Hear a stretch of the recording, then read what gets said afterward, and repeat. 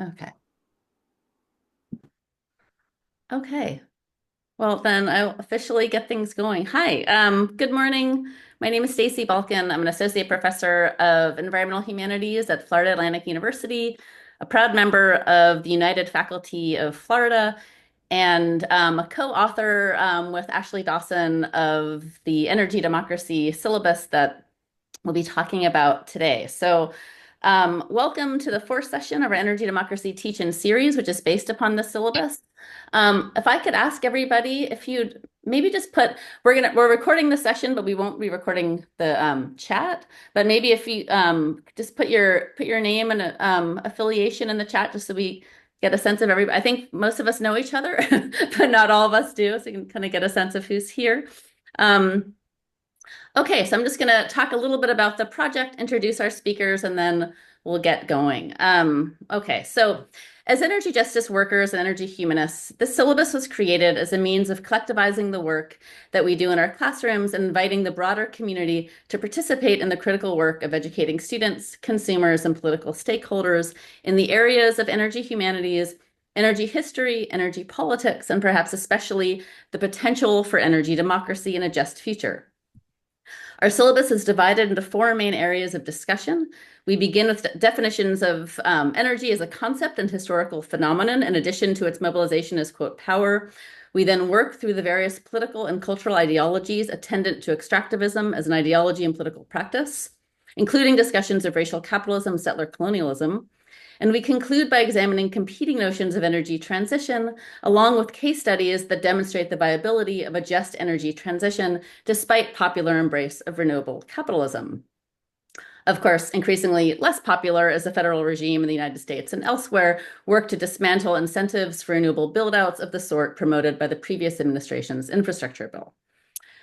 Today, we're exploring 6 texts from part 4, which attends to democracy, an historically embattled concept and one lately stomped on by the Trump administration, who seem content to dismantle all vehicles for participatory democracy, including the judiciary and perhaps especially the university classroom. Ashley has termed the assault on the academy a, quote, uneven purge, ranging as it has from the community college to the Ivy League, and varying also in its ferociousness. The purge in Florida began in earnest in 2021, and we have since sought to cultivate third spaces like this to combat so-called anti-woke legislation that has effectively slashed all curriculum related to the teaching of DEI, climate change, and any form of, quote, justice. Wait, let me let somebody in. Okay. They also sought unsuccessfully to demolish our support networks. Embattled and exhausted we may be, we are still here. Although the siege of our university has been significantly emboldened and the state's fossil fuel interests have now authored many new bills pertaining to renewable energy for everything, including even fishing and boating. Yamaha, for example, will not be abiding any green myths this legislative session. So joining us today to discuss prospects for energy democracy and the viability of justice and an energy commons for all members of our extraordinarily diverse community are friends from across the United States and from Canada, our northern friends with whom we shall continue to fight against, among other things, the weaponization of Alberta's fossil capital so that it is neither a, quote, secret weapon mobilized toward the end of consolidating Canadian hypernationalism, nor an asset of some sort of Trump-Smith province, God forbid. When we last met, Scott Stoneman introduced us to Imre Ziemann's new book, Futures of the Sun, The Struggles Over Renewable Life, in which Imre called for a renewed internationalism. So too what he dubbed in a recent conversation with Scott an energy commons.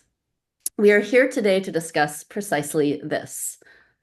We begin with Darren Barney from McGill University in Montreal, who will discuss Jacques Rancière's Does Democracy Mean Something?, in which the philosopher eloquently speaks of the gulf between the concept of democracy and the material forms that often and incorrectly bear its name.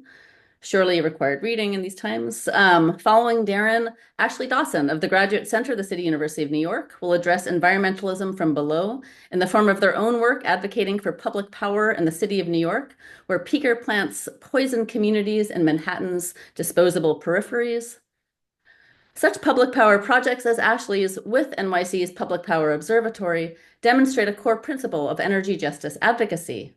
also helping to promote an understanding of democracy as a convivial space in which governance is indeed shared, the electorate holds viable power, and public utilities are no longer manipulated by private interests. So, in the spirit of public power and the pursuit of energy democracy across our global petrosphere, we'll turn next to, wait, we have two more people in our waiting room. We're going to turn next, after Ashley, to Helen Kapstein from John Jay College, also the City University of New York, who shall discuss the educational propaganda campaign of South Africa's central utility company, Eskom, and the ways in which the provision of power in the form of electricity continues to operate in line with the nation's bloody history of racial apartheid. We're then going to shift our discussion slightly to discuss the relationship between energy, democracy, and economic growth with Caleb Willem from the University of Toronto, who shall present Ivan Ilyich's wonderful 1973 Energy and Equity, in which Ilyich famously reminded us of the energy threshold beyond which society could no longer boast a participatory democracy. Taking us back to a time before what Ilyich termed the rain dance of petroleum-fueled acceleration, Jason Delaramolsky from St. Louis University will then present Tim Mitchell's foundational argument regarding the machines of democracy and the origins of both carbon democracy and the critical choke points where workers were once able to cultivate solidarity in the form of unions. Jane Caputi of Florida Atlantic University will round out our conversation about justice and the possibility of a viable commons with a reading of Silvia Federici's Feminism and the Politics of the Commons, in which the stalwart feminist Marxist activist, teacher, and revolutionary thinker, like Jane, calls for a world beyond market and state. Before turning to Darren, I just want to thank everybody for being here today. Also, the Public Power Observatory, the Petrocultures Research Group, and the After Oil School, with whom all of this work would not be possible. Also, and Michael as well. Okay. And so what we're going to do, we have 6 presenters. We're just going to sort of move through them in succession. And then at the end, we'll have a Q&A. That's good. Okay, so we're going to start with Darren Barney, who let me make you a host. Okay, I'll mute myself. See if this works. Is that good?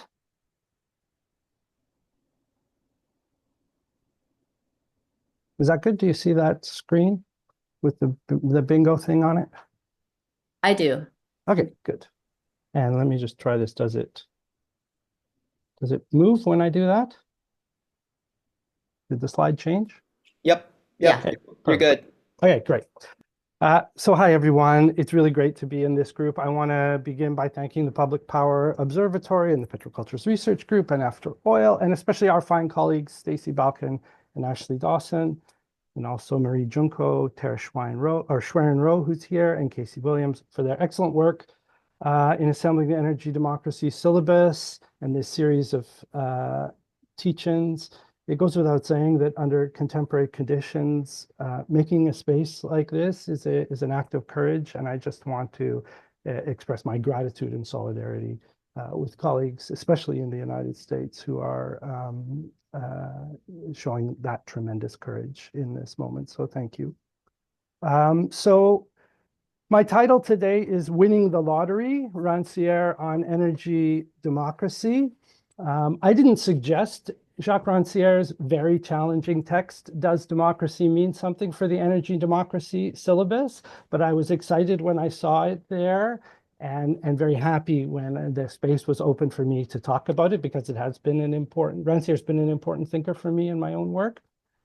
So this text was first published in 2007, and it's presented as Rancière's response to a question raised by Jacques Derrida about a statement attributed to Pericles by Plato. Now, we're already very deep in the weeds, right? And very far from, perhaps, from the goal for the syllabus and for these teach-ins, as set out by Stacy and Ashley, and I'll quote them here, the ideas for teachers and community practitioners to introduce a work to an audience of educators and activists who might then be able to teach the work in their own classroom or use its core ideas in their community work. So that is a very tall order for a text like this, which is an extremely challenging text. But let's see what we can do. So the remark attributed by Plato to Pericles was that while Athens was a democracy in name, it was in fact an aristocracy. The question for Rancière is how to account for this, as he puts it, disjunction between the name and the thing. Perhaps it was just a case of disinformation. That Athens was a democracy was the lie that Athenian elites told to everyday people to legitimize a government that actually excluded them. Right? It was surely that. But Rancière thinks that the disjunction between the name and the thing also points to something more radical, a paradox that he says constitutes democracy as something other than a kind of government. So if democracy is something other than a kind of government, what is it? To answer this question, we need to consider three of Rancière's core propositions: the distinction between politics and police, the presuppositions of politics, and finally, his account of Plato's so-called seventh title. So first, police versus politics. In Rancière's account, what we understand as the political is constituted by an arrangement or distribution of parts or roles or rights, privileges, and power. Who gets what? Who does what? Who gets a part and who plays a part? Who registers as speaking or legible, or who registers as mere noise or illegible? Who counts and who does not? Who is counted and who is discounted? What we might also call an order. And this political order manifests in a variety of forms, including government. We normally are inclined to think about this as the space in which politics happens. Rancière thinks that this is an error. In his account, the name for what takes place according to and within an established distribution of parts or an established order or an established count, the name for that is not politics. It is instead, he says, police. As he writes in the essay, there are men who rule other men because they are, or more accurately, because they play the part of one who is, elder, wiser, richer, and so on. And there are patterns and procedures of ruling that are predicated on a given distribution of qualifications, places, and competencies. I call this the logic of the police. So for Rancière, politics, by contrast, arises in the disagreement between an existing distribution or count that constitutes the political order. A disagreement between that and the ineradicable fact of the discounted, those whose exclusion structures the existing distribution, in which they play the part of the excluded, or what Rancière sometimes calls the part that has no part. This disagreement isn't merely a difference of opinion, but instead the appearance or the sound of a structuring miscount or contradiction, like two columns in a ledger that will not balance. A contradiction between the radical equality of all people and the contingent inequality that constitutes a given political order. He puts it as follows. Politics does not exist because men, through the privilege of speech, place their interests in common. Politics exists because those who have no right to be counted as speaking beings make themselves of some account, setting up the contradiction of two worlds in a single world. So it's here that the distinction between politics and police comes into focus. The function of police, which for Rancière includes most of what we think of as the normal operation of an existing governing order, right? The function of police is actually depoliticization. Its purpose is to contain and prevent the possibility that a fundamental disagreement between two worlds in a single world might break out and reconstitute the political. So we might be inclined to think that Rancière's conception here casts politics as exceedingly exceptional and rare, right? But there is another sense in which it suggests that politics is actually quite common. In another essay, Rancière says that there is a way of life that, quote, lays claim to one present against another and affirms that the visible, thinkable, and possible can be described in many ways. This way of life has a name. It is called politics. And he goes on to write that, quote, politics is the way of concerning oneself with human affairs based on the mad presupposition that anyone is as intelligent as anyone else, and that at least one more thing can always be done other than what is being done. And he describes this disposition, the disposition of politics, as claiming the right to attend to the future. So there are two parts to this mad presupposition upon which politics is predicated. One is what we would normally call contingency, or what we might even simply call history. The fact that, as Rancière puts it, what is not all there is. Things can change and can be changed. That's the first mad presupposition. But the second part, I think, is more interesting. This mad presupposition that anyone is as intelligent as anyone else, which expresses the radical egalitarianism at the core of Rancière's theory of politics. Here, equality is not an abstract principle, it's not an imaginary, it's not a goal, it's a material fact or truth. It's the predicate upon which the actuality of politics rests. People just are equal. And because of that, politics happens. Politics expresses the radical truth of equality and exposes the arbitrariness of any political order that's based on a principle that qualifies some people to rule over others. Right? As he puts it, politics means the supplementation of all qualifications by the power of the unqualified. The ultimate ground on which rulers govern is that there is no good reason as to why some men should rule others. This is what demos and democracy mean.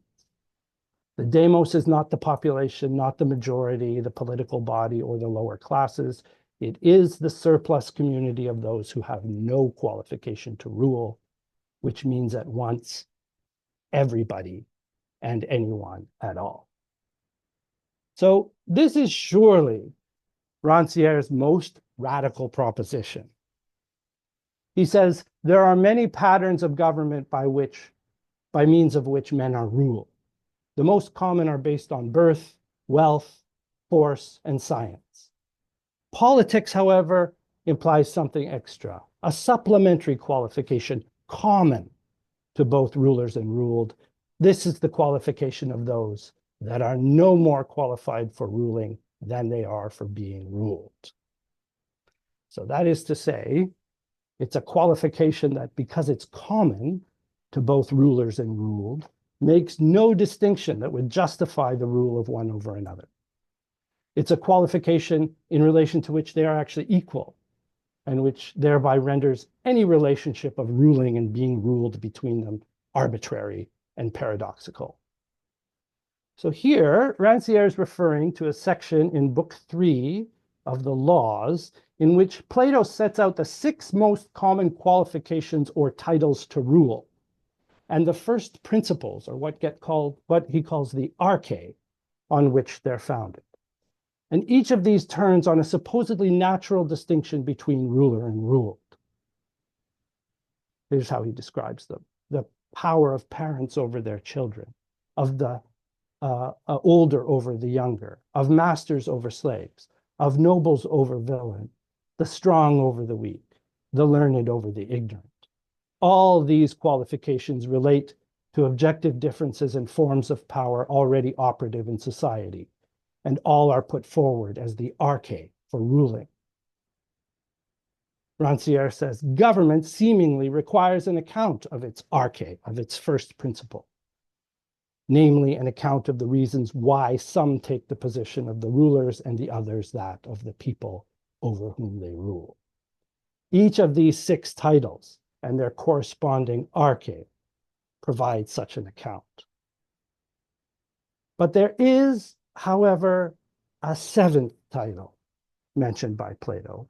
Rancière refers to this as an extra title. It's a queer sort of title, a title that is not a title, he said, because it doesn't express a distinction. It expresses an equivalence. And so it doesn't justify an unequal distribution of ruling and being ruled. The 7th title is not a title at all. It's instead expressed by Plato in terms of a procedure, the drawing of lots, in which randomness is the basis of selection, sortition, as it gets called by the political scientists, the distribution of parts according to lottery, in which every person has an equal chance to be selected. This means there's no distinction that a priori entitles one to rule another. The selection is random. It is perfectly, radically egalitarian. So for both Plato and Rancière, this odd 7th title that is not a title, this anarche that expresses no principle of distinction, this condition that's constituted by the sheer truth of equality, this 7th title has a name: democracy. Democracy means that power of the demos is the power of those that no arche entitles them to exercise.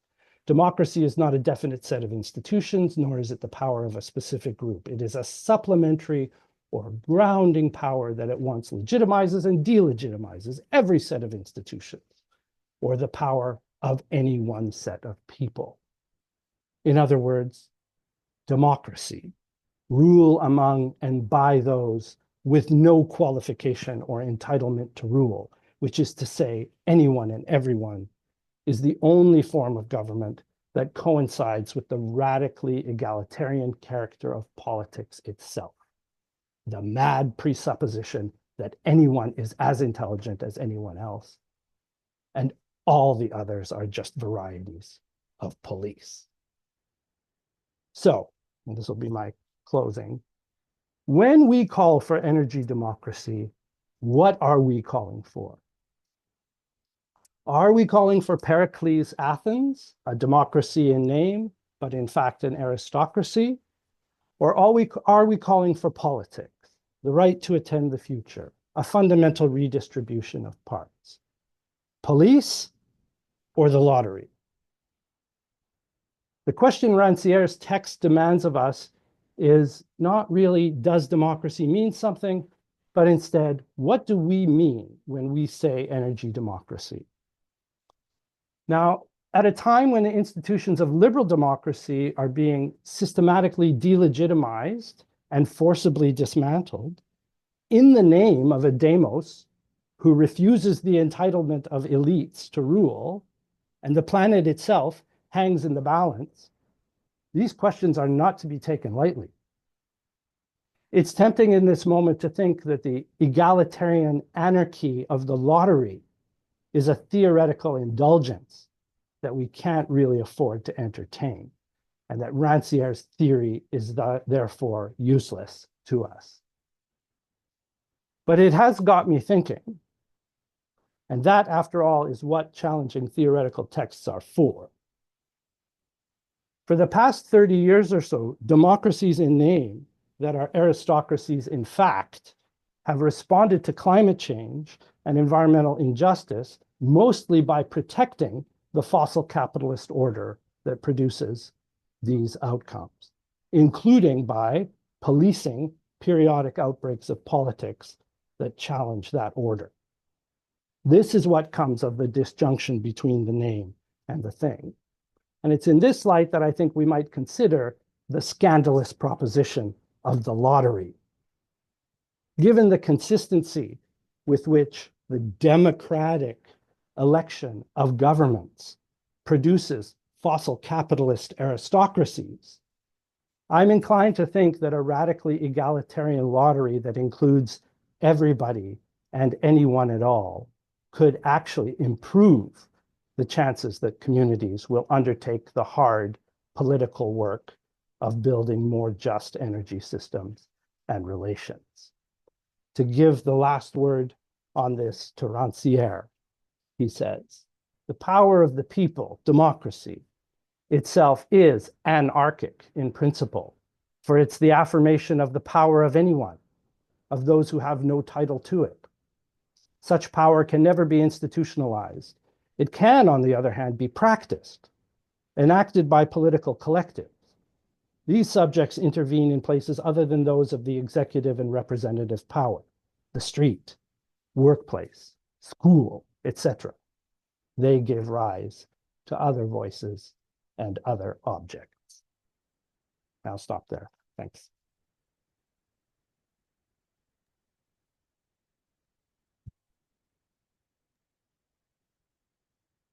Wow. Thank you so much, Darren.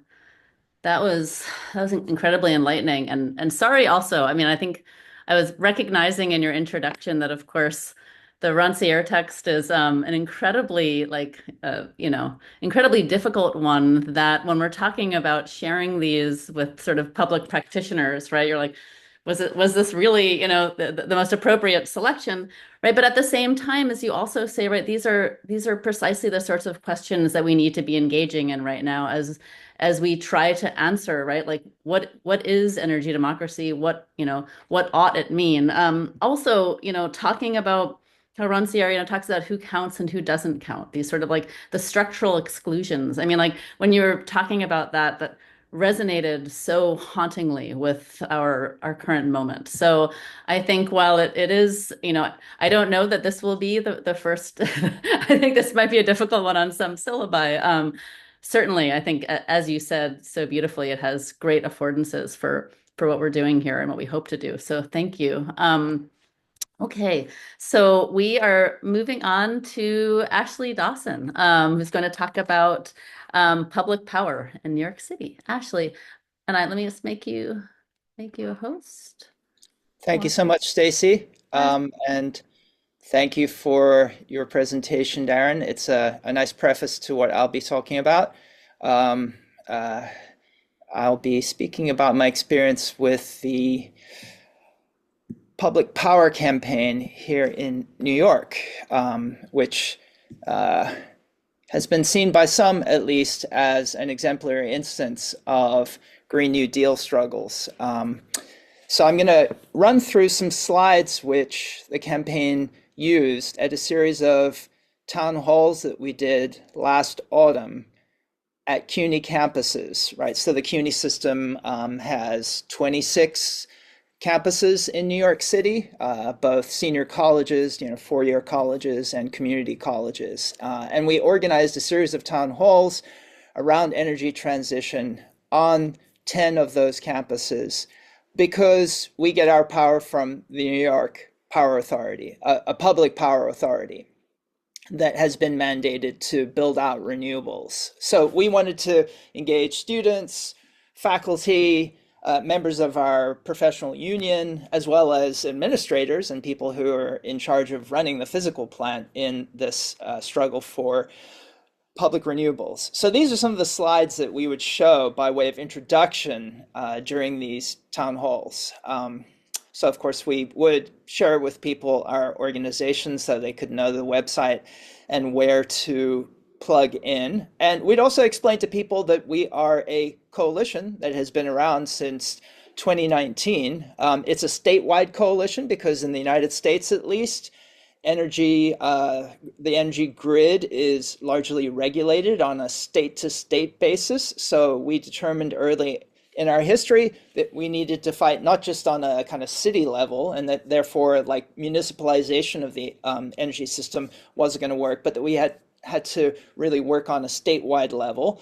And in addition, as you can see from this map, beyond just being all the way across the state of New York, we also realized that we had to create a coalition of different organizations. So we have environmental organizations like Food and Water Watch and New York Youth Climate Leaders. We also have affiliates of the Democratic Socialists of America, which is the largest socialist organization in the country. We have lots of environmental justice organizations like We Act for Environmental Justice. But we also have tenants' rights organizations like Metro Justice up in the western part of the state. And of course, we also have unions like my own union, the Professional Staff Congress. So we had to construct this big coalition. And obviously, a huge amount of our work was making that happen. And it was very difficult, particularly in relation to energy unions in the energy sector, where for very understandable reasons, union members are wary of energy transition because most of the jobs in renewables are ununionized and therefore pay about half of what jobs in the fossil fuel sector pay. So yeah, we fought to put together this coalition, and the coalition successfully, oops, I missed a slide, sorry. Part of the work we do is to educate people about what the grid is, right? Because obviously, as you all know, it's invisible to most people. They don't understand it. It's highly technological. And so we tell people it's the largest machine that human beings have created. And yet, even though it has such a strong quotidian impact, it's largely invisible. And we explain some of the ways in which generation, transmission, and distribution have been kind of unbundled by deregulation during the neoliberal era, and how difficult that makes it to understand the system, but also to actually make meaningful change in it. And then we explain what the New York Power Authority is, this entity that we have been fighting to charge with energy transition. And we explained that it's been around since the Great Depression, that it was set up as an alternative to the for-profit energy utilities, and that it generates the most affordable electricity in New York State. Having done that, we explained to people that our coalition and our political struggle has been hugely successful, and that almost exactly 2 years ago, May 1st, 2023, we passed the Build Public Renewables Act in the New York State Legislature. And it's this act that, as I say, has often been seen as one of the most consequential Green New Deal victories in the United States. It authorizes NYPA to build enough public renewables to meet these very ambitious goals of the 2019 Climate Act, which is also known by the acronym CLCPA, which mandates 70% renewables by 2030 and 100% by 2040. It also calls for good jobs and labor protections. It also has many planks to help people deal with energy poverty. And it also calls for an accelerated timeline for shutting down some of the most noxious power plants in cities across New York State. So we got that legislation passed, but unfortunately, and this is an important kind of set of questions around the issues that I think Darren was raising about what is democracy.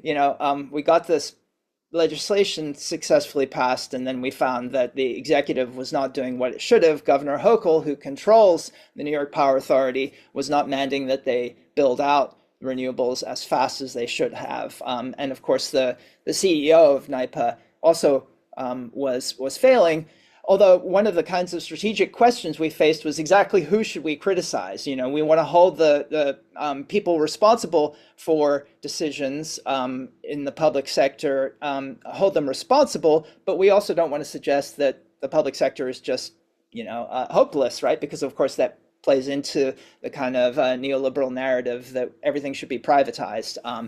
So there have been lots of complicated strategic questions that we've had. We've also had lots of technological and technical questions to figure out how much renewables should exactly be on the table.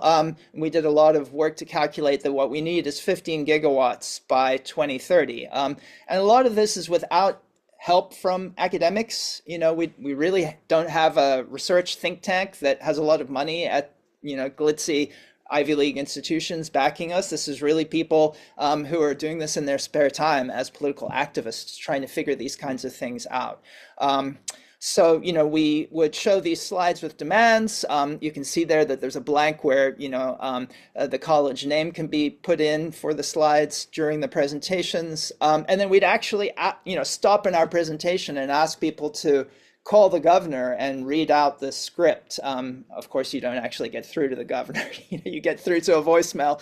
But it turns out that people in charge actually do check these things, and that it is an important way of bringing public power to bear on elected figures like Governor Hochul in New York State. Of course, we also do lots of direct action, lots of tabling and other forms of outreach. So lots of work here. But unfortunately, things have not been going the way that we would want. As you can see from this announcement that was put on the website of the Public Power Campaign relatively recently, only about 6.3 gigawatts total is under consideration at the moment by NYPA in terms of build out by 2030. So they're definitely not doing what we have calculated they need to do. Remember, it's that 15 gigawatt total that we have calculated the state needs to build to get to 70% renewable energy. So they're nowhere near where they need to be.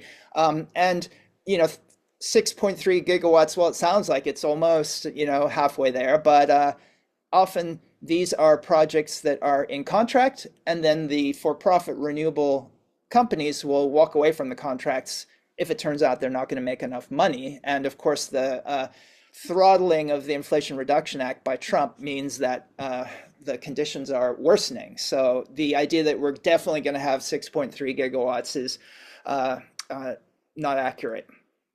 In addition, as you can see from this very recent press release of May 6, NYPA is ignoring the legal deadline to shut down polluting peaker plants by 2030, which was one of the signal achievements of our Build Public Renewables Act.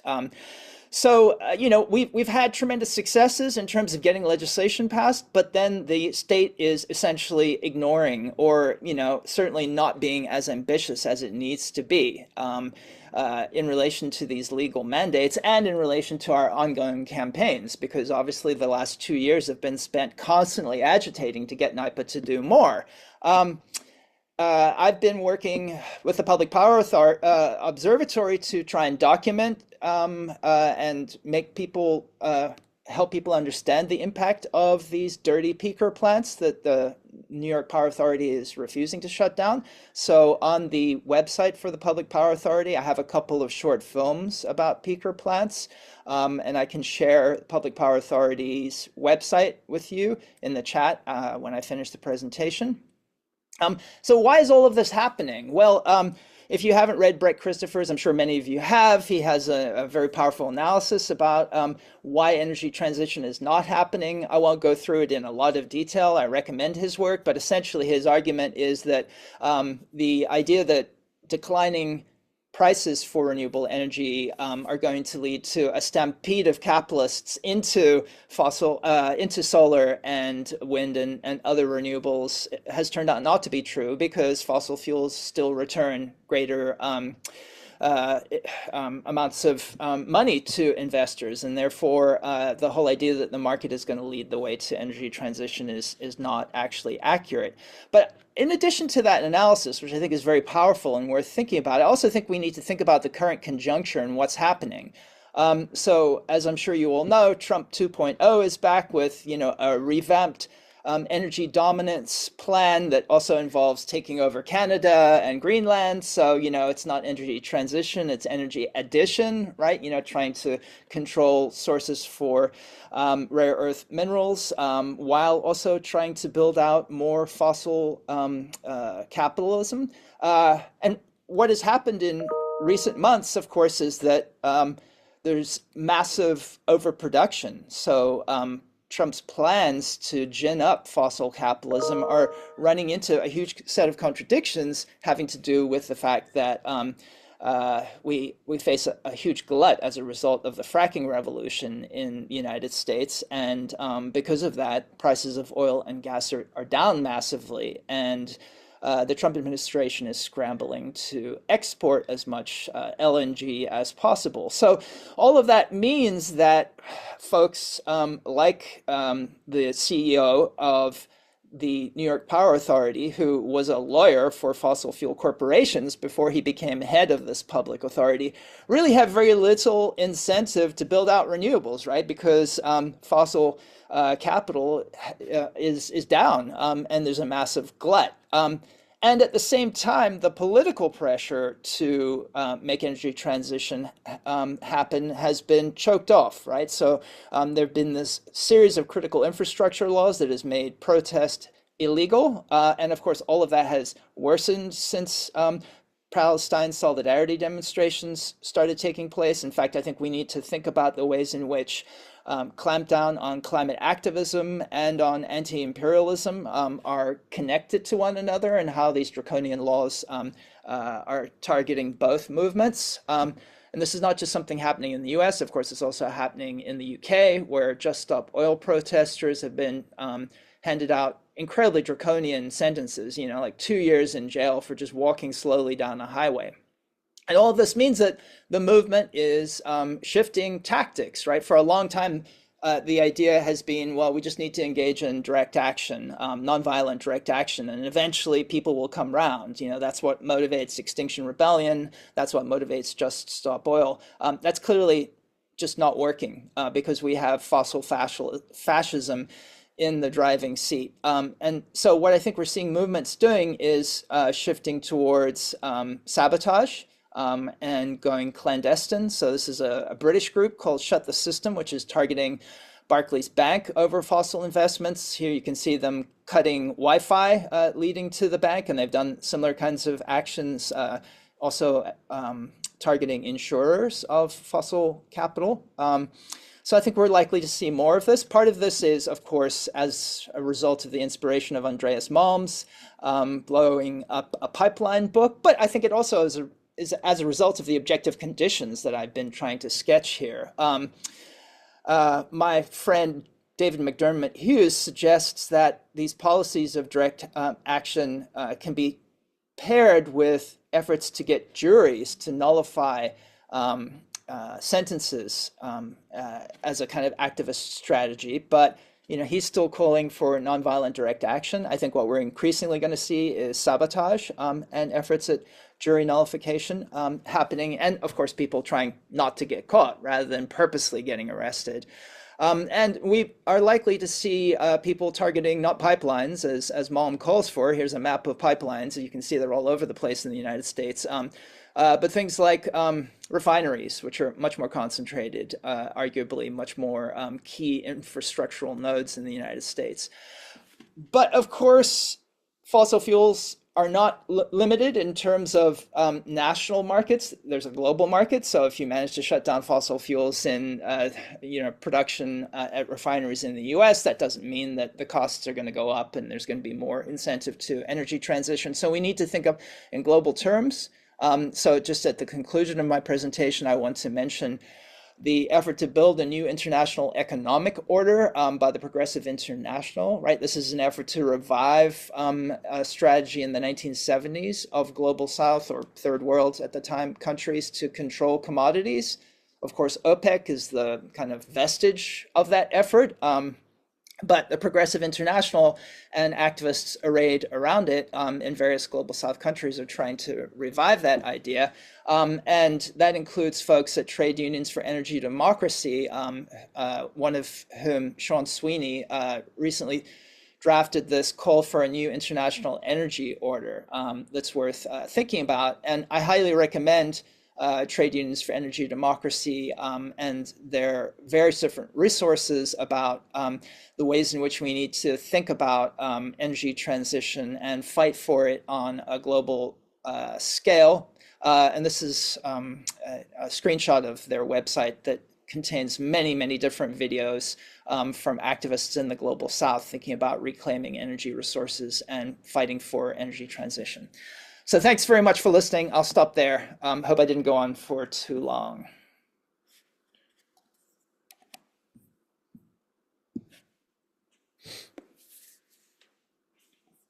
Wow, thank you so much, Ashley. Thank you for extraordinary work. And I would say too, I mean, I'd like to think that public sector is not hopeless, and I think that the extraordinary work of you and your colleagues, building coalitions across various communities and across scales demonstrate that there is a lot of possibility in the public power movement and also in the public sector. Despite also this, the horrifying clampdown on kind of any sort of activism, of course, including also not only, on sort of outside of the classroom, but also in the classroom. And so with that, I'm going to move quickly to Helen, who's going to talk about another form of academic censorship in the form of energy educational propaganda. Helen. Hi, everybody. I'm Helen Kapstein. Really happy to be here. Thank you for having me. I'll screen share in a sec. Am I a co-host yet, Stacy?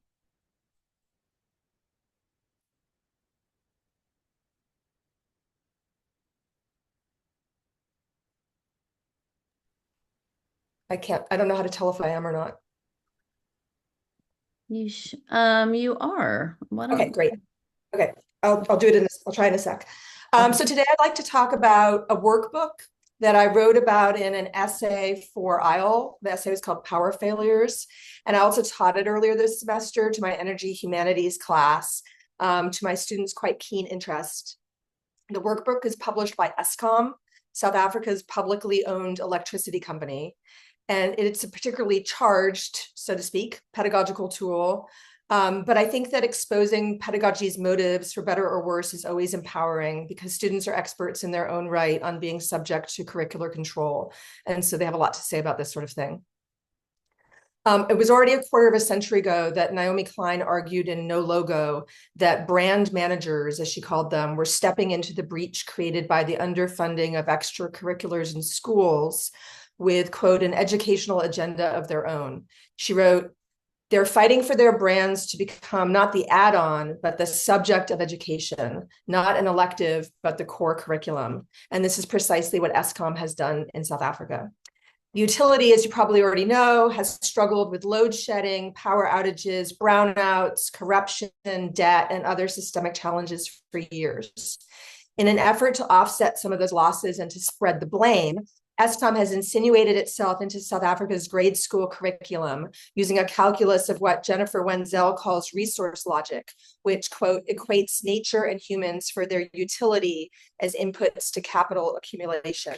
So what I'm going to do here is I'm first going to drop what I hope is a link to the original workbook into the chat, but then, and if it doesn't work, I can always email it to you later or whatever if you're interested. And now I'm going to try to screen share my marked up version of it. So can you see on your screen the value of our electricity? Is that shared? Let me try here, sharing. How about now? Great, yay, okay. So this is Eskom's 2018 workbook, The Value of Our Electricity, aimed at grade 4 students. It addresses its audience with pedagogical earnestness. So I'm scrolling down here to the introduction. Dear learner, it reads, Eskom kindly asks you, the learner, to please put into practice different ways of using electricity wisely. You're going to learn a lot in energy education. Do not worry, the introduction goes on. The energy education will be part of your schoolwork. When teaching this, I ask students to start to think about tone right off the bat. Does this sound reassuring, do not worry, or does it sound more sinister? I also know that the workbook is scattered with small errors and misspellings, like schoolwork that I pointed out there, because the emphasis here is clearly on energy education, not a comprehensive education.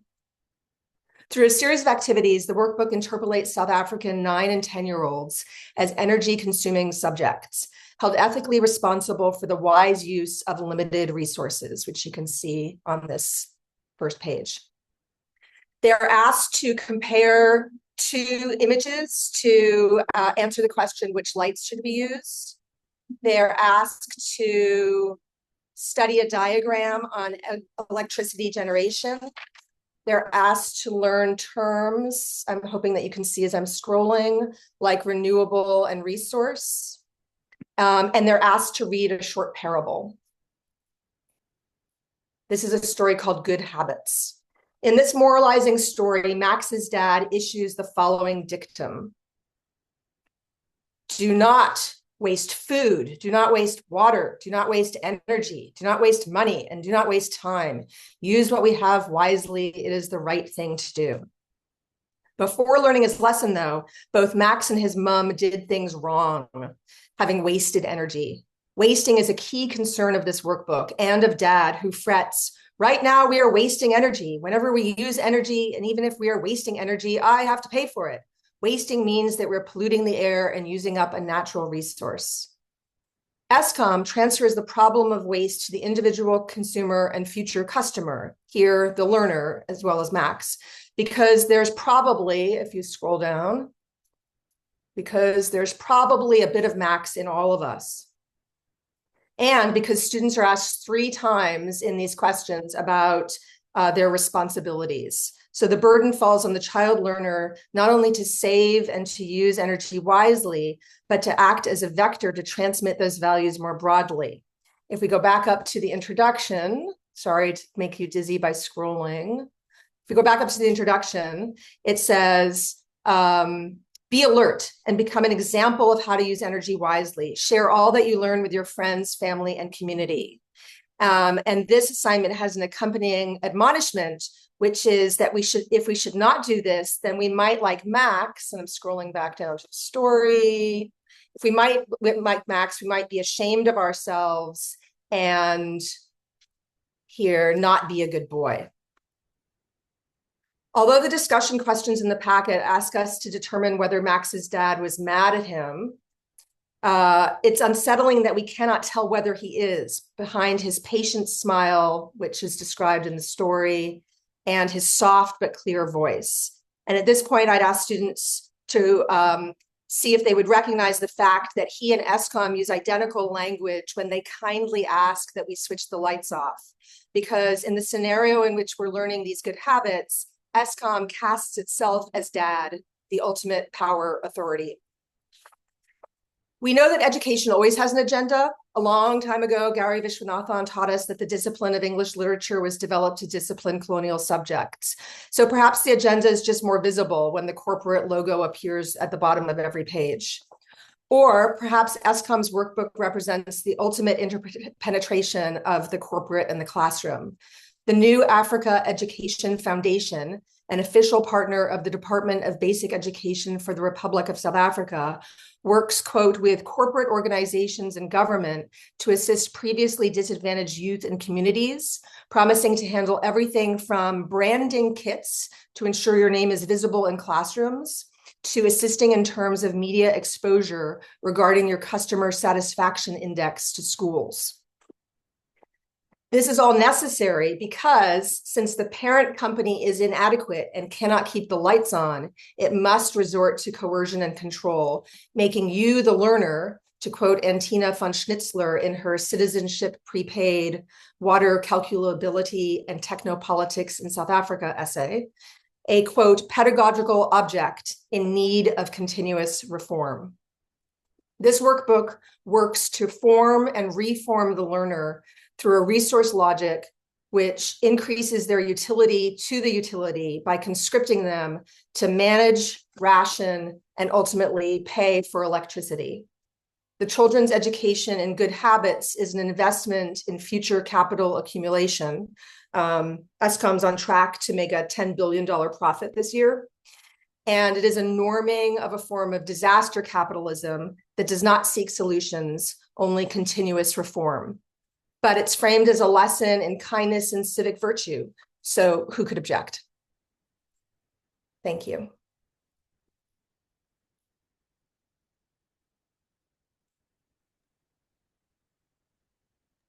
Thank you so much, Helen. That was so chilling to be reminded of the various tendrils of this machine seeking to kind of colonize our classrooms. Thinking especially about kind of how you're talking about the sort of shifting of responsibility, from to the individual or to Max, right? And thus relinquishing any sort of social responsibility, which I think is a wonderful segue. And I'll move quickly into Caleb's presentation and Ilyич's energy and equity, in which of course he talks about the putative energy autonomy of the individual, which in fact relies on what he terms energy slaves, right? Okay, so with that, thank you so much, Ellen. Helen, that was fantastic, and we'll move on to Caleb. Hey, can you see my presentation? Yeah, okay, great. So I think Stacy probably knows more about energy and equity than I do, so I feel a little intimidated, but I'll do my best. So I'd just like to say quickly thank you to Stacey and Ashley for organizing these amazing teach-ins and for making space for me to be a part of them. In my 10 minutes, I want to lean into, well, I'm going to sort of talk about who Illich was, about the book a little bit, taking my historian's approach of contextualizing him. Then I'll talk about the argument, and then I want to say a few things about the pedagogical value of reading Illich today with undergraduates in particular, because I really appreciated the teaching pedagogical emphasis of this series. I think, as we all know, humanistic teaching and pedagogy is under assault and attack from without and sometimes from within the university. And it's something that I believe is worth defending. And I think teaching in the way that Illich envisioned it actually has a lot of transformative potential in this moment. One writer about Illich said that he, quote, opened his doors to collaborators and drop-ins with great generosity, overseeing a practically nonstop educational process that was always celebratory, open-ended, and egalitarian. Which is for me a kind of inspiring model and a model that flows out of his broader thinking and intellectual and political commitments, which we'll get into briefly.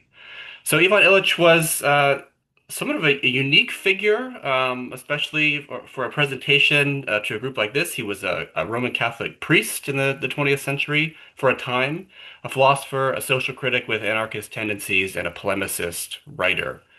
He was born in 1926 in Vienna, and he studied philosophy, theology, and history in Florence, Rome, and Salzburg before moving to New York City in 1950 to serve as a parish priest in a working-class Irish and Puerto Rican neighborhood.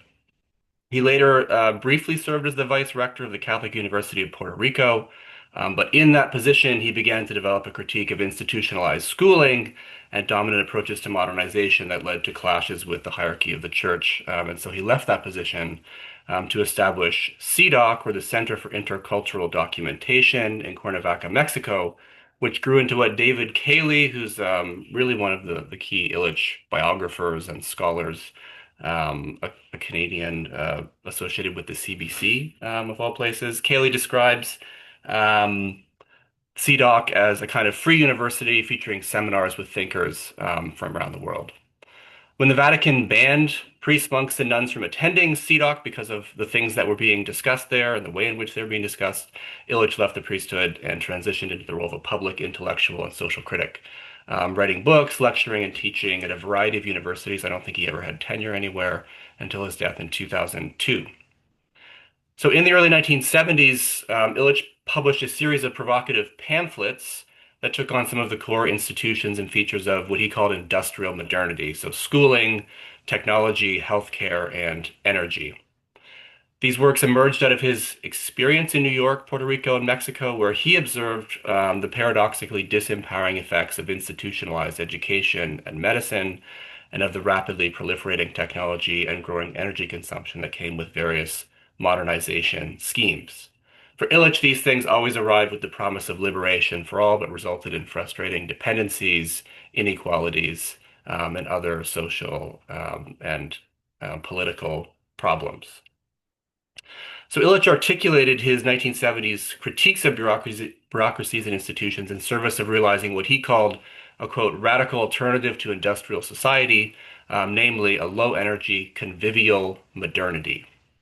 We'll get to the low-energy part in a second. I just want to first highlight the concept of convivial modernity as being important to Illich. Illich was advocating not the abandonment of modernity. He's sometimes taken to be calling for, returning to some kind of pre-modern, pre-technology society. But he was instead calling for the retooling of modernity. And the tooling is important. He thinks technology is a politically important force. So he wanted to retool modernity in the direction of greater equality, democracy, and freedom, though his understanding of freedom was very different from more traditional petrocultural norms of freedom. And so this new modernity and the technologies and relations that comprised it, Illich thought should prioritize conviviality. The dictionary definition of conviviality refers to friendliness, festivity, sociability. But for Illich, conviviality went beyond being a good host or a kind person. In a book called Tools of Conviviality, he wrote, quote, I consider conviviality to be individualized freedom realized in personal interdependence and as such an intrinsic ethical value. A convivial society, he said, would be the result of social arrangements that guarantee for each member the most ample and free access to the tools of the community and limit this freedom only in favor of another member's freedom. So as I said, Illich is not trying to, he's not an anti-technology thinker, but he's a sort of critical technology thinker trying to provide a framework for thinking about technology that would enable and empower communities and societies to figure out how to put tools in service of humans rather than the other way around, which was how he, sort of saw technology unfolding in the mid-20th century. And he argued consistently that industrial systems of energy provision and use worked against the realization and maintenance of convivial modernity. They fostered instead forms of modernities marked by inequality, social control, and addiction to speed, and therefore addiction to energy consumption. And so this in part is the argument of energy and equity, which flips the equation between energy consumption and freedom, or energy consumption and power, on its head, and insists that high energy consumption entails freedom and power only for a few at the expense of the health and flourishing of the many. So Energy and Equity was first published in Le Monde in 1973, just before the peaking of the decade's energy crisis, anxieties. It then came out in this short book, which you'll often find in your university library. And I'll put it in the chat a little bit later on, because you can also now download Energy and Equity. It's on all kinds of activists' websites. And you can also still purchase it in this newer collection, Beyond Economics and Ecology, if you're interested in thinking with Illich. With your students. I shall come to that in a second. So energy inequity begins with a radical claim that the production and use of large amounts of oil and other non-metabolic energy ceases to be socially beneficial after a certain point. So pursuing more and more and more energy, as Frazeau might have it, tends to degrade not only the physical environment, but social relations and the potential for democratic participation. So Illich is making this argument during the energy crisis in the 1970s, which was essentially a panic over losing access to the levels of energy consumption that many experts and citizens in the 1970s, in the industrialized West in particular, took for granted as necessary for sustaining modernity as they knew it, for sustaining social progress. There was this idea that the growth of energy was essential for economic growth, and that's the only way to have any kind of greater social equality, by expanding access to energy for more people. So Illich, being the polemicist that he was, is arguing contrary to the dominant view that energy and growth were always a good, and argued that energy and equity would always be growing in relation to each other. He argued that that relation improved only to a certain point, after which more energy use meant greater inequality. And so in energy and equity, he's making an argument for building a modernity based on what he called minimum feasible power. Rather than asking what is the most amount of energy that we can get away with using without destroying ourselves and the planet, he wants us to ask what is the least amount of energy we can use, and to sustain some kind of democratic and livable modernity in which people and communities can flourish. And so to do that, he develops this critique of modernity, of a modernity, North American modernity in particular in the 1970s, which he argued was committed to maximum feasible energy use. And he saw that as consonant with maximum feasible social control in opposition to individual and community autonomy, in opposition to rational technological choices, and in opposition to the possibility of a vibrant participatory democracy. So I'm aware of time, so I'll sort of go through this fairly quickly before I get to the takeaways for why Illich is useful for thinking and teaching with, especially I think with undergraduates right now. But just a few points about his critique. Um, a lot of the pamphlet is dedicated to a critique of what he calls the industrialization of traffic. So this is the systems of mobility that compel people to use motorized or fossil fueled forms of transportation, in particular the private automobile. And Illich develops this argument that people, and Darren's presentation kind of resonated with this for me, that the idea of the materiality of the equality of people as a foundation for democracy. Illich sort of articulates a materiality of equality, saying that people moving under their own power generally move at the same speed. They can do so in any direction and to any place they desire. Their movement is efficient, it's self-directed, it's free from technocratic forms of oversight and restrictions, traffic lights, rules of the road, having to work to pay for your automobile, other kinds of logistics. So Illich saw this as a kind of what he called native degree of mobility, a kind of commons of embodied mobility. And he thought this was really important to protect and defend in any kind of transportation system. Industrialized traffic for Illich leads to the opposite. I've got this quote here to sort of illustrate that point. He notes everybody's daily radius in an industrialized traffic system expands at the expense of being able to drop in on an acquaintance or walk through the park on the way to work. Extremes of privilege are created at the cost of universal enslavement. And this is really important. An elite packs unlimited distance into a lifetime of pampered travel, while the majority spend a bigger slice of their existence on unwanted trips.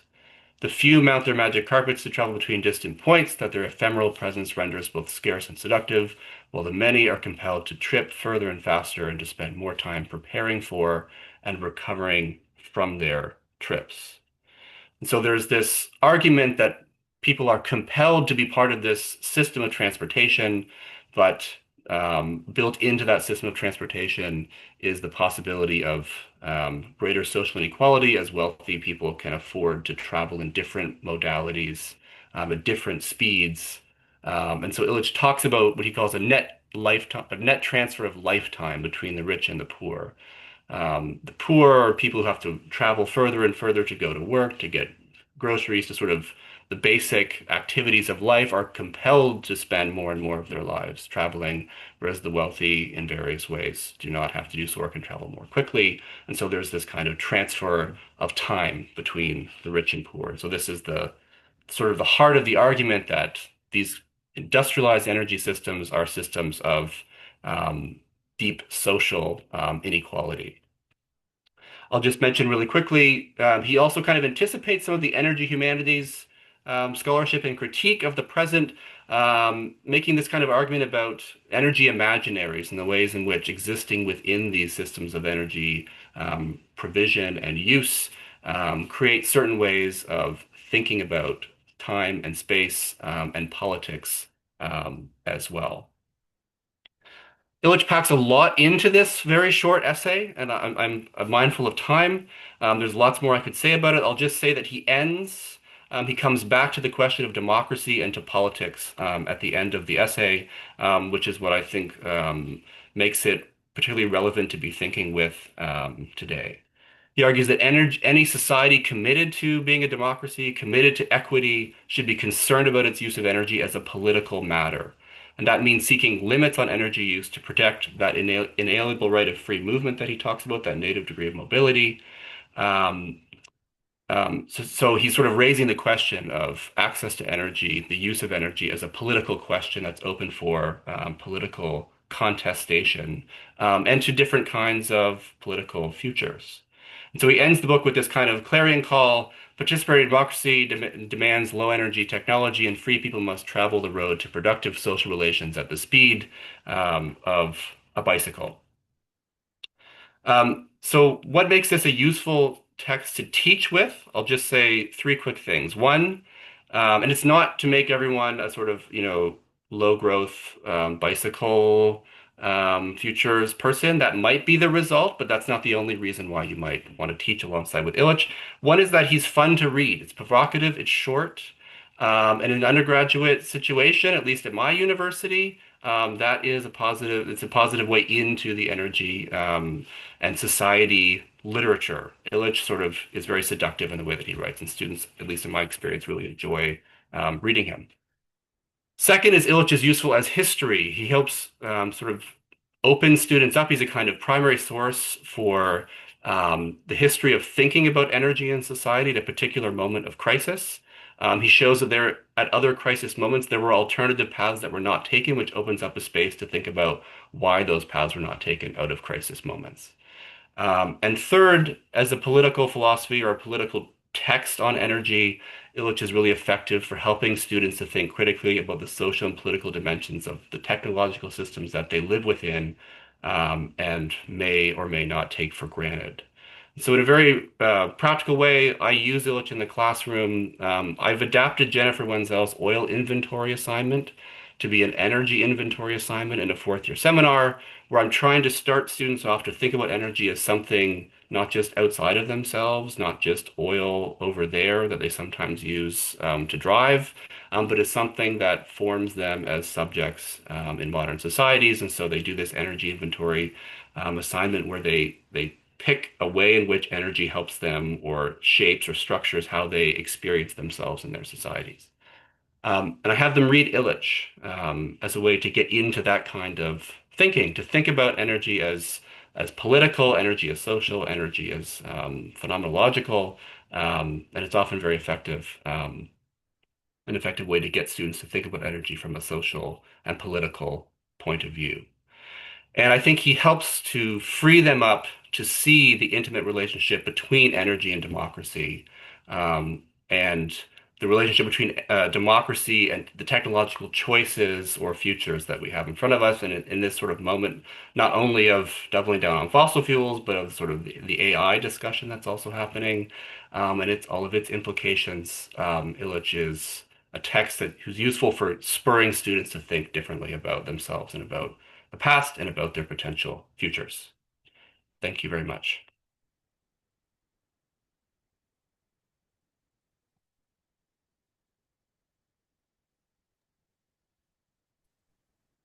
Thank you so much, Caleb. That was fantastic. And you know much more about Illich than I do. Although I too find him very fun to read and teach. It's incredibly helpful. I'm gonna move quickly because we're getting close a little closer to time. But speaking of retooling modernity, we'll move on to talking about the machines of democracy with Jason. Stacy, thank you.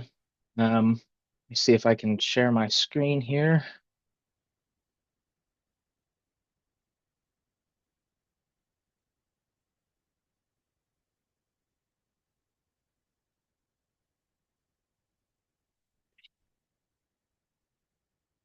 Looks like it's working. Okay. Um, so hi everyone. I'm Jason. I'm happy to be here with you all. Thanks to Stacy and to Ash for making this wonderful series possible. And thanks also to the both of you for contributing such rich essays to the MLA volume, Teaching Energy Humanities, which my colleague Debbie Rosenthal and I are editing. That should be out next year. And so I look forward to seeing those excellent pieces in print. So today I'm going to share some thoughts about teaching Timothy Mitchell's 2011 book, Carbon Democracy. This book has been an important one for me, perhaps for many of us. When I was an undergraduate, I worked summers and holidays in an underground coal mine in Pennsylvania.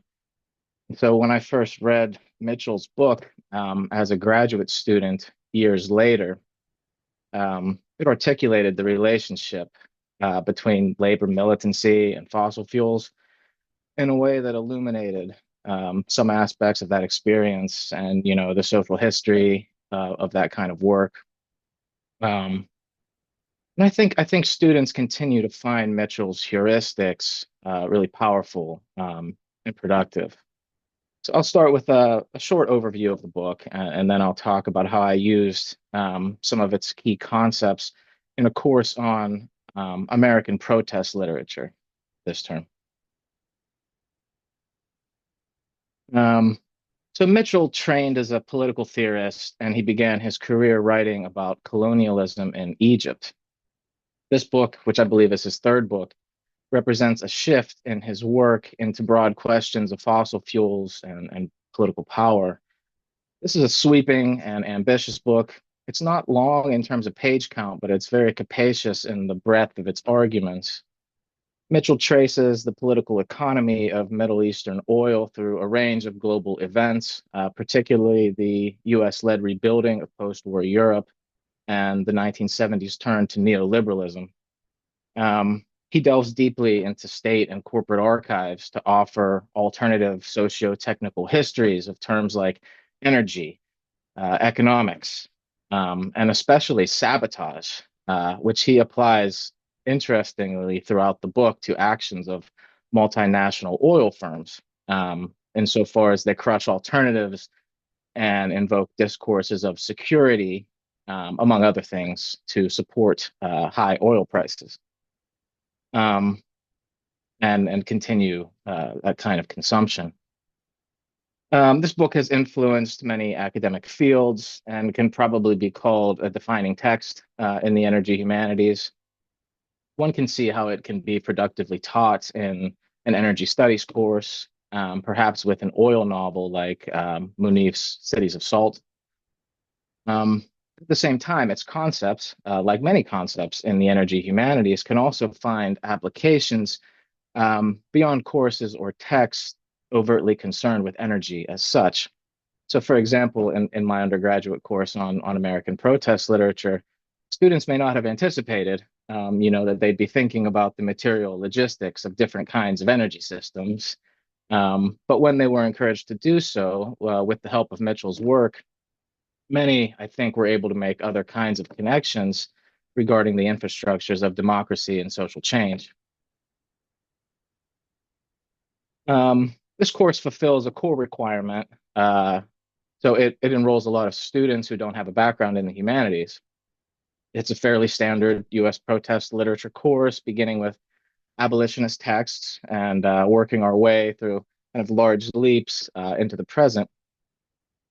In our labor and class unit this term, we looked at some speeches by Mother Jones, the early 20th century labor organizer.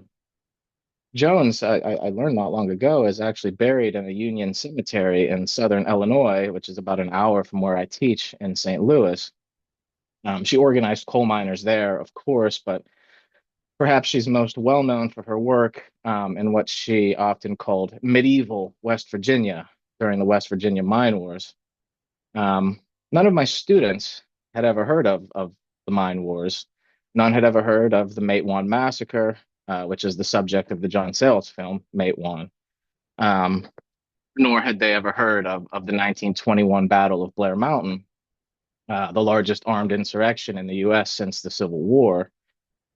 10,000 coal miners and their allies wore red bandanas and marched in formation on forces controlled by the coal companies. They were strafed by surplus World War I warplanes and fired on by mortar batteries. It was a serious, if brief, military engagement that dominated news coverage at the time. But it was subsequently left out of most standard accounts of US history.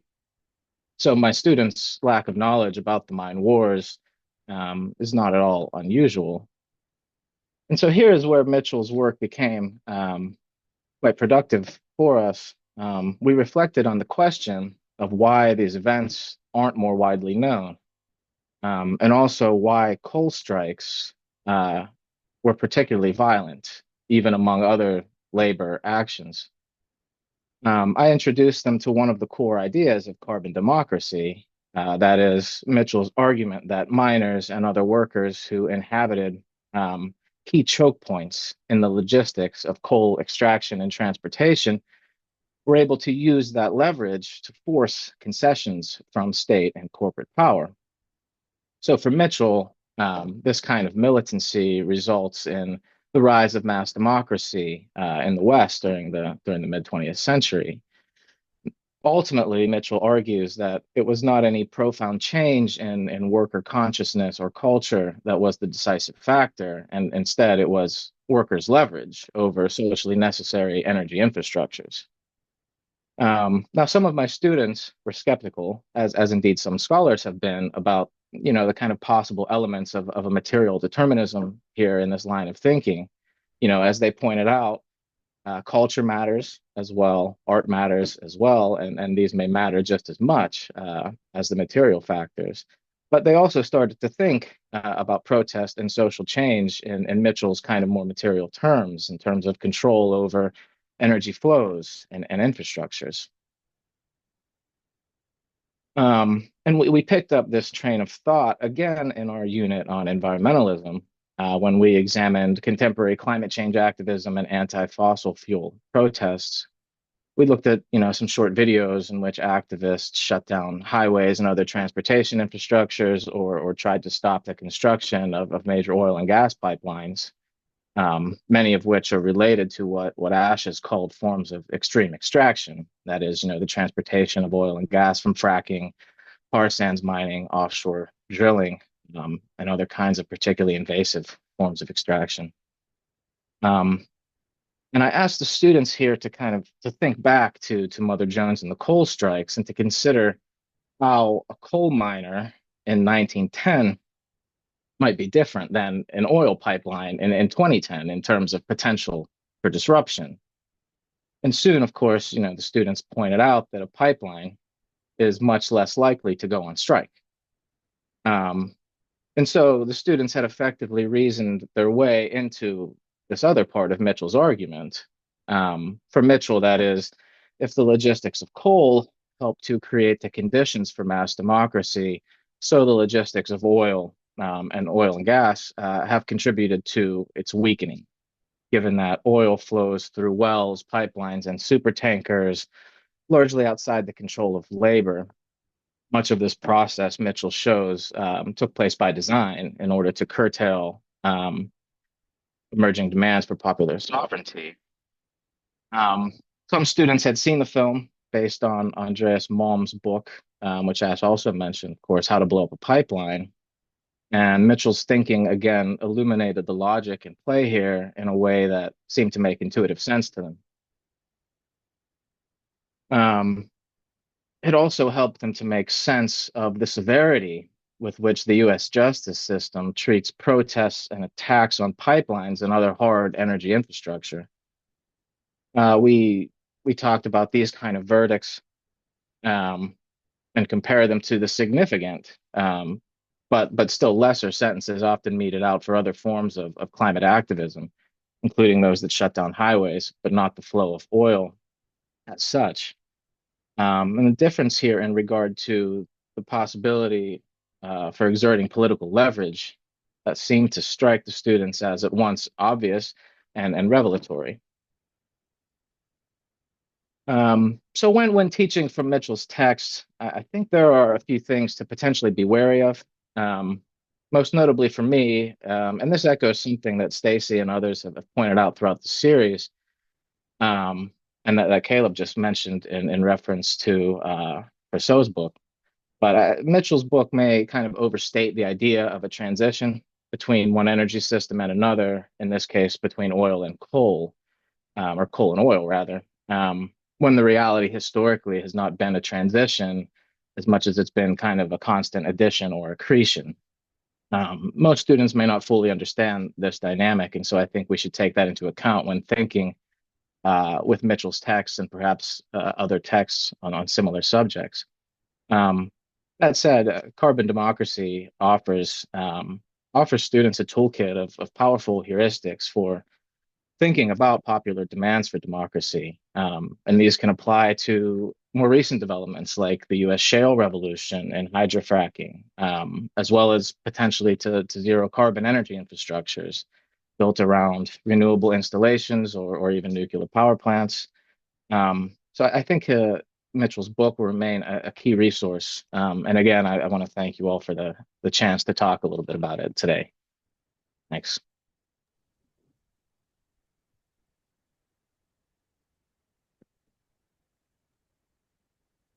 Thank you so much, Jason. That was great. It's really exciting hearing everybody talking about these texts in the context of their own classrooms as well. And I love hearing about carbon democracy as a toolkit for students. So yeah, absolutely. Okay, so we have one more presentation, and then hopefully folks can stay on for a couple of minutes for some Q&A. I know we've gone a little bit over. I'm so sorry, but last but not least, my colleague, Jane Caputi from FAU. Jane. Thank you, Stacy. And yeah, this is my first time here. I'm very happy to be included, and I'll get right to it since we're sort of out of time. But thank you for sticking around. And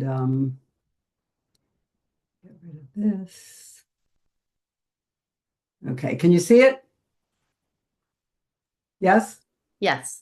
Yep. Okay, good. So this is Sylvia Federici. Stacy mentioned her before. Some of her many books.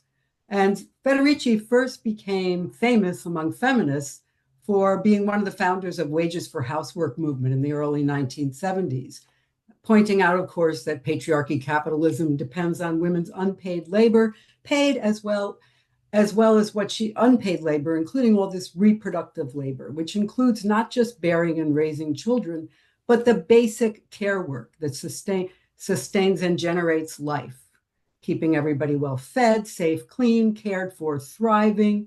This is, of course, deemed menial labor or presumed to be just naturally done by women for free and out of love, or somehow out of just having a womb or something like that.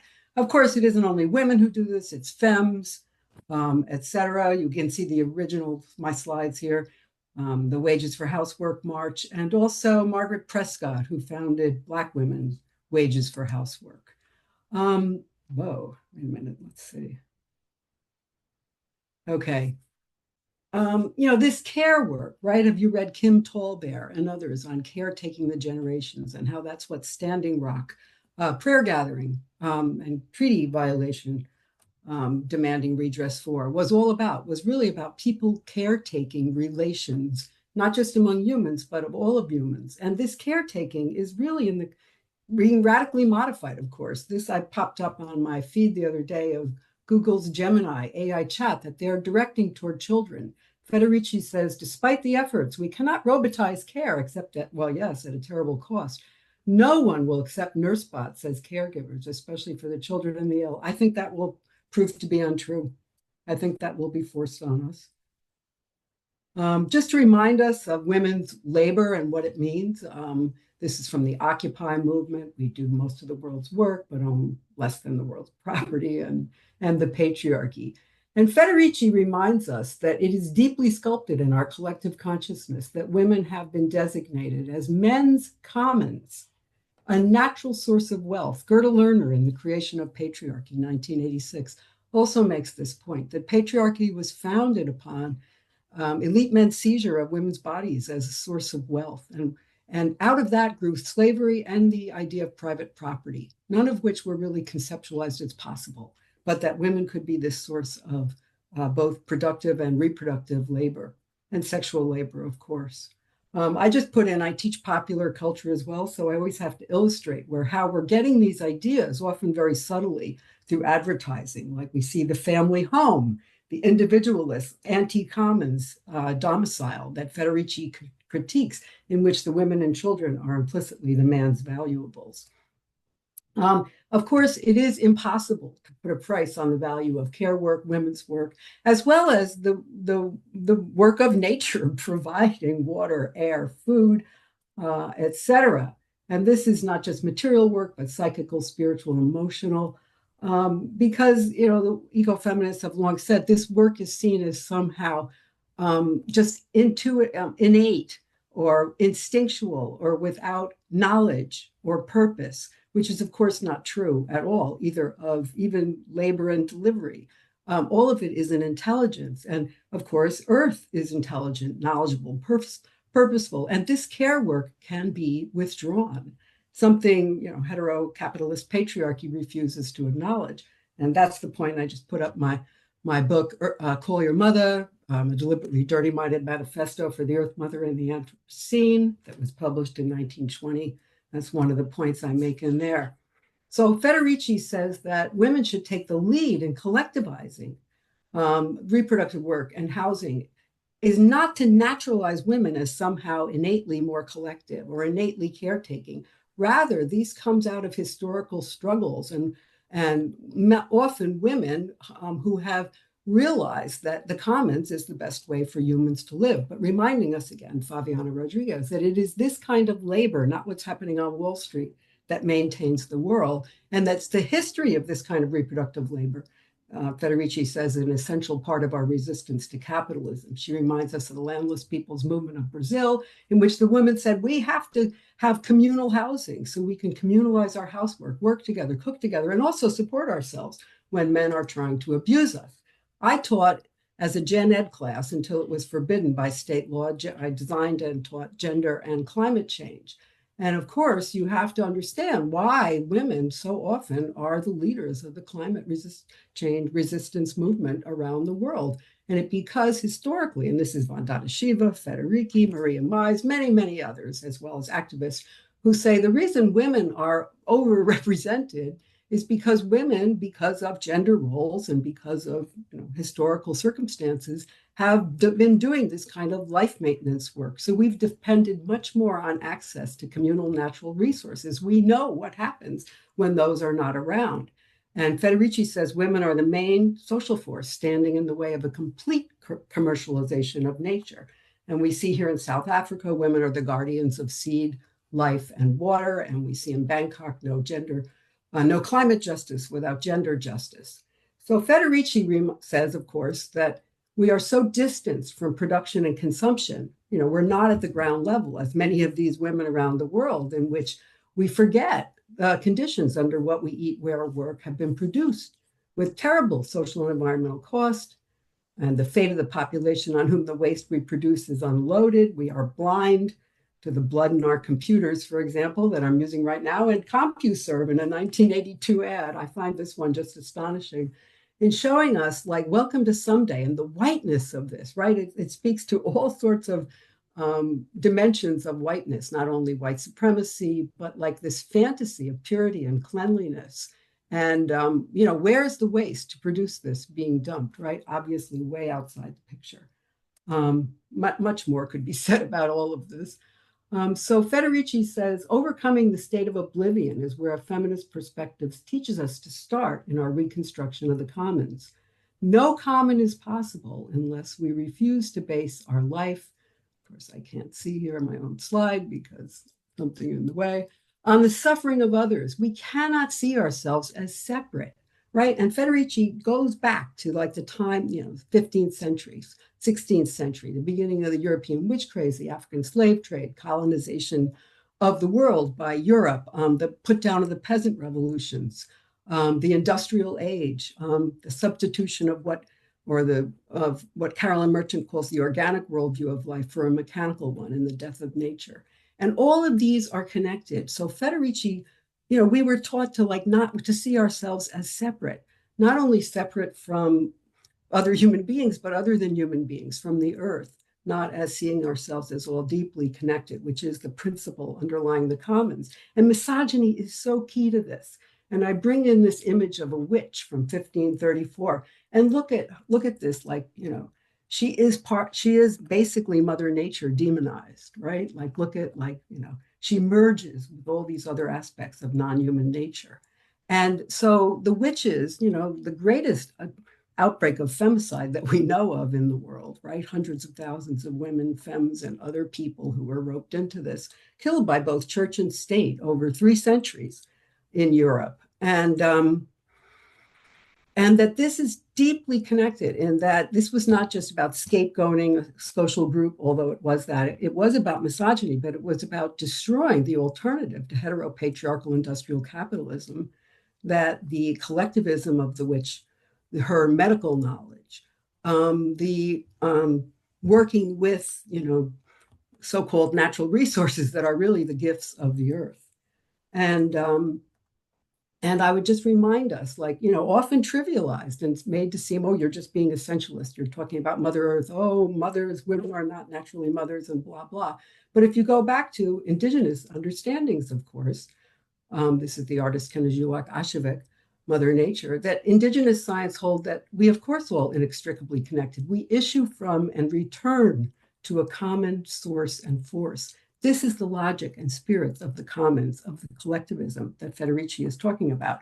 And compare that image of the witch with Mother Nature, right? Who is also as much composed of the human as of the other than human.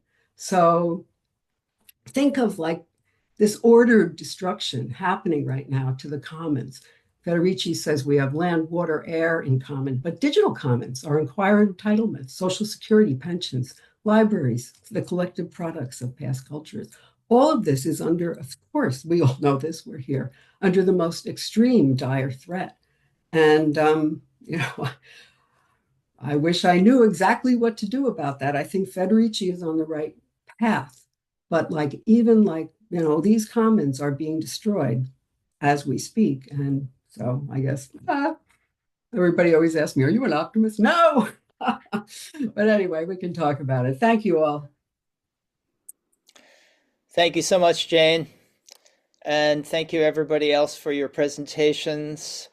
Thanks very much for hanging in there, everyone. I know we've gone beyond time. I thought it might be useful to just collect a series of questions. I'm really interested in what kinds of questions you have for other presenters, and what kinds of questions come up for you when you are presenting these materials to students. I don't know if we'll have time to actually answer all of these questions, but I would love to hear some of them. I mean, listening to the presentations, one of the key issues that came up for me at least is the kind of question of the state and how we relate to the state, right? Because we can think about kind of energy commons and the potentiality of decentralized energy production, which renewable energy opens up. But there are important questions of energy equity if we're not going to be thinking about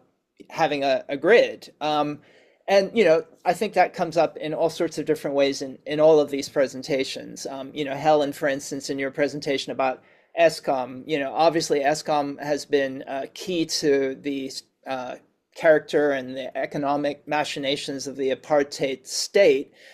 But there's also a very heavy effort to privatize energy production, not just in South Africa, but throughout sub-Saharan Africa and most of the rest of the world, with the World Bank and the IMF kind of flogging neoliberal doctrines of shutting down national energy providers. So, one of the key kinds of questions, particularly in a moment when we have fascists in control of the state here in the US, is, how do we as movements fighting for energy democracy relate to the state? How do we organize successfully outside the state? How successful can our efforts be to put pressure on the state? Or should we be trying to do something totally different? Should we be fighting for some other kind of commons?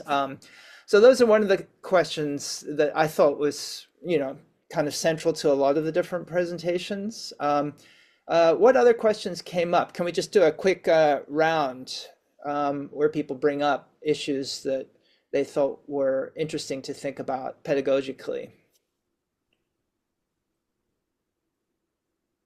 I'll just jump in.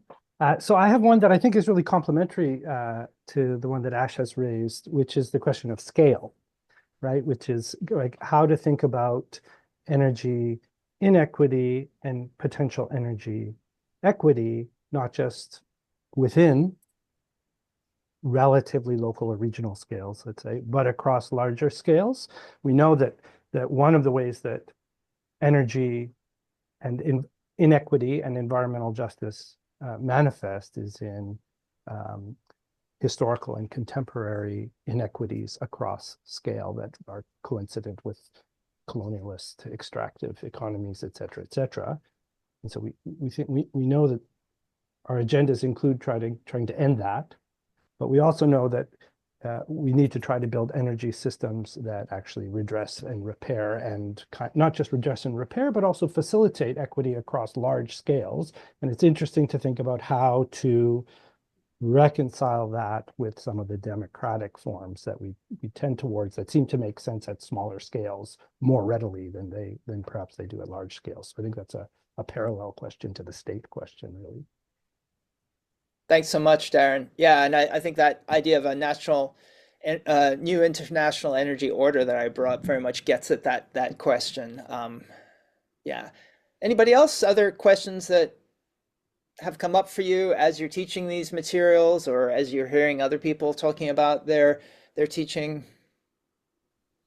I might just add to that as we think about the possibility of reproducing a kind of energy commons at scale. I'm wondering if we can also speak to the role of the classroom and of education and sort of like beginning to imagine that commons and beginning to build it. And I was asking Helen that in the chat, but sort of also what the role is of these sorts of educational campaigns or kind of the work that we do in our individual classrooms and helping to realize maybe a commons or a more sort of equitable kind of energy democracy at scale.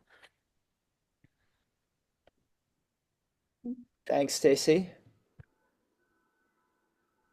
Yeah, Jason. I'll jump in with a pick up on something that you were saying, Ash, at the end of your presentation, vis-a-vis pipelines and refineries. You know, a lot of the discourse about sabotage or popular protest has been about pipelines, not as much about refineries. And even in Mitchell's book, this is something that he kind of skirts a bit, I felt like. The question of refinery being this kind of centralized and somewhat vulnerable node, more similar to a mine, perhaps, than some other elements of oil infrastructure. So I wondered if you could expand on that, or if others have views on, you know, the role of refineries. I was around New Orleans for MLA not long ago, and drove up River Road past a lot of these facilities, and it's really striking, and to imagine them in this context is interesting. So yeah, if anyone wanted to expand on that, that could be interesting, actually. Yeah, great. Thank you so much. And you know, I guess I was thinking about how students can be involved in projects of mapping infrastructures. So, you know, refineries, but also liquid natural gas export terminals that are Mm, built in the Gulf at the moment because of the kind of surplus of oil and gas production that I alluded to. So that might be one other kind of interesting pedagogical project. Jennifer, I see your hand up. Yeah, so I'm new, so I'm excited to be here, and thank you for all of this great information. And I put Woman at War as a feature film that might be interesting to teach in relation to activism, and especially like an older woman doing activism at the node in the global north that is weak while being very, or like let's say vulnerable, while being very well aware of the suffering in the global south. So as long as we're talking about teaching resources, and I just applaud all of this, but and then I just wanted to, I hope it's productive to say that it occurs to me that what was commented on at the beginning about the benefit of humanities is it also just speaks so much to challenging people to not, in addition to doing all of the things that people are asking for here and that we're asking for, which is changing the structure and so forth, in addition to have alternatives for desires, because we, you know, when you want to quit smoking, you should start a marathon, right? When you want to quit being addicted to gasoline, you want, you know, you need to start riding your bicycle, and you need to start reading a book, and you need to start dancing in the field with your neighbors. And that's one thing that we can offer, and we can offer to you know, the MLA is always asking for, you know, arguments for the humanities. You know, why do the humanities matter at this kind of dire situation? And I think that that is one thing that came out for me listening to the talks today, that yet again, that's what we can offer, because we don't need to have millions of energy, purchase and use millions of energy slaves in order to be able to feel actualized and to feel like we're actualizing others around us and maybe also keeping the planet and its inhabitants alive at the same time. So, and I got to run. Yeah, sorry, I'm listening. Though, go. Thank you so much. Obviously, that's a hugely important question. We're in circumstances of material crisis for capitalism, but consequently also ideological crisis. And so imagining alternative, better futures is more important now than ever. And the fact that universities in general and the humanities in particular are so much under attack help underline how dangerous we really are. Although we shouldn't get too self-inflated, you know, at the end of the day, it's about the oil flowing in the pipelines. Yes, but it's also about people being willing to get out of their cars because a lot of people that are not so excited about people walking around on the highways it's because they can't imagine anything else. Yeah, totally. I'm with you. And they're Thank addicted. you. Thank you. Any other questions? I do think that's a really important point, Jennifer, about that in the humanities, that is what we do bring to the classroom, aliveness, you know, and there's no doubt all of us, I'm sure, have experienced that with our subject matter, our classes, and yeah, communicating that. So yeah, dancing in the classrooms. If you weren't able to attend our last meeting of the Energy Democracy syllabus, we had some presentations on solar punk and radical renewable futures. So on the syllabus, there's a lot of attention to this idea of imagining alternatives. So thank you so much for bringing those ideas up. We're almost at the top of the hour. Thanks to everyone for hanging in there. I'm sure there are many other questions which we could be bringing up, but I think it's probably time to wrap up, and hopefully we'll be able to continue these conversations in other times and in other places and keep building the collectivity that we so much need under current circumstances. So I'd just like to wrap things up by thanking my collaborator, Stacy Balkin, in this project. You've been absolutely wonderful on every level, putting in a huge amount of the work organizing all of us and bringing the syllabus together. So it's just been such a delight to be involved with you in this project from start to finish.